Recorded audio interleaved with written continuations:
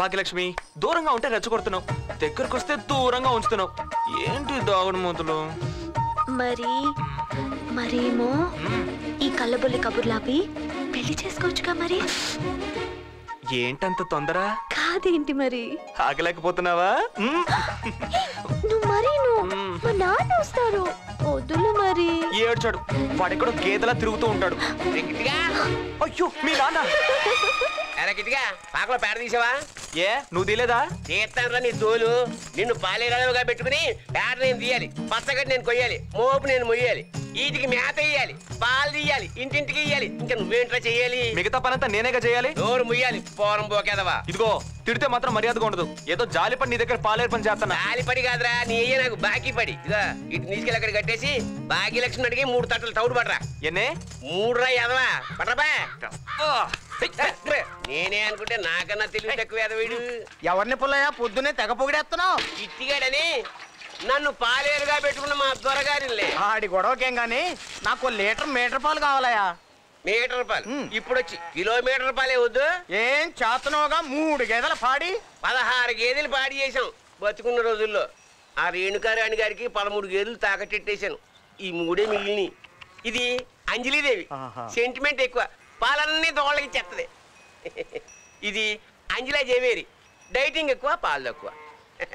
ఇది సోనాలి బింద్రే, మా తల్లి బిందుడి పాలిస్తుంది. ఊరంతా ఇచ్చేసాను, నువ్వు వెళ్ళిరా. భాగ్యలక్ష్మి, భాగ్యలక్ష్మి త్వరగా ముడిచే. ఏంటి కిట్టు?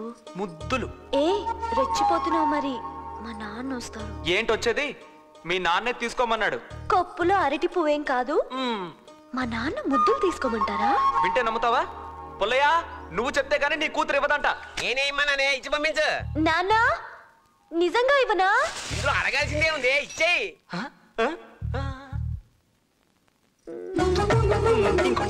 ఒక్కటి ఇచ్చానంటే చూడు మరి. పుల్లయ్య నీ కూతురు ఒక్కటి చాలంటోంది. ఏంటే గోళ? అది అడిగింది ఏంటే బంగారమా? 3 ఇచ్చి పంపించు. చెప్పాడుగా ఇవ్వు. చాలే వెళ్ళు. పుల్లయ్య కిట్టు మా నాన్నని ఎలా బుట్టిలో వేసావు? అవన్నీ ఇప్పుడు ఎందుకు, ముందు పెట్టు రా. అవును, తౌడు ఇవ్వడానికి ఇన్నిసార్లు అడిగిందేంటి అమ్మాయి? సిగ్గులేందా నిన్ను? అదేంటన్నా, నువ్వే కదా 3 ఇవ్వమన్నా. నేను ఇమ్మన్న తౌడే ఆడు ముద్దులెట్టేసుకుంటున్నాడు. ఎలా అరే దొంగనాయన చంపేస్తాను నిన్ను, నా చేతిలో చచ్చిపోయేలా.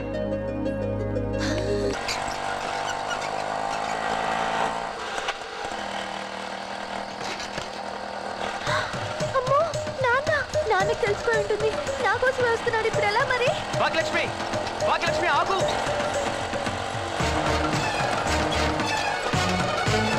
భాగ్యలక్ష్మి చూడు. భాగ్యలక్ష్మి, భాగ్యలక్ష్మి నేను కిట్టుని. నువ్వా? పిలుస్తుంటే ఆగవే. మా నాన్న ఆటోలో వచ్చావేంటి? అదొక పెద్ద మాయాబజార్ సినిమాలే. అసలు విషయం ఏమిటంటే మనం ఇప్పుడు లేచిపోవడం లేదు. మరి చచ్చిపోతున్నామా? చెప్పేది విను. మీ నాన్న మన పెళ్లి ఒప్పుకున్నాడు. అవునా? అవును, మనం ఇప్పుడు లక్షాధికారం అవబోతున్నాం. ఏంటి కిట్టు నువ్వు అనేది?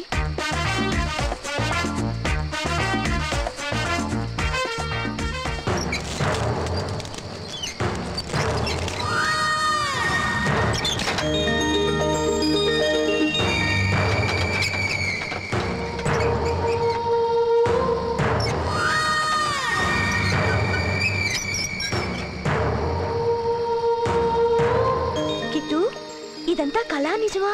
నిజమే. కావాలంటే ఆటోలో శవం ఉంది, చూపిస్తాను రా. అరే ఇక్కడే కదా ఆటో ఆపాను, ఏమైపోయింది?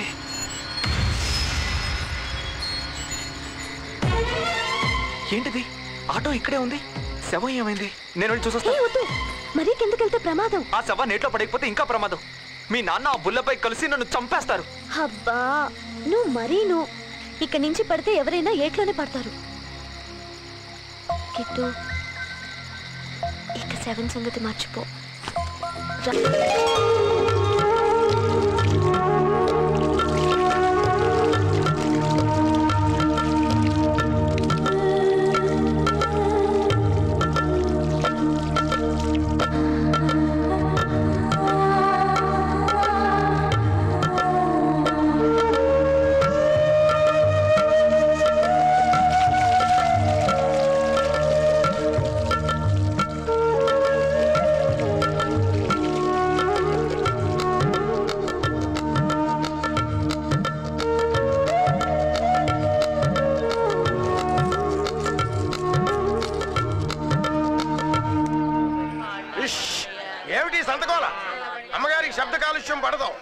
అడిగిందే తడువుగా డబ్బు ఇచ్చే అమ్మగారి కోసం ఓ అర్ధగంట ఎండలో నిలబడలేరు.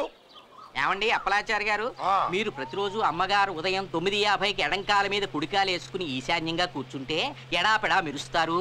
పంటి కింద పైట చెంగు పెట్టుకుని రాత్రి 9:50కి కూర్చుంటే ఉప్పు కారం తిన్నా ఉద్రేకం అదుపులో ఉంటుంది అంటూ క్షణ జాతకాలు చెబుతూ ఆవిడ్ని బుట్టలో వేసుకుంటారు కదా. అమ్మగారు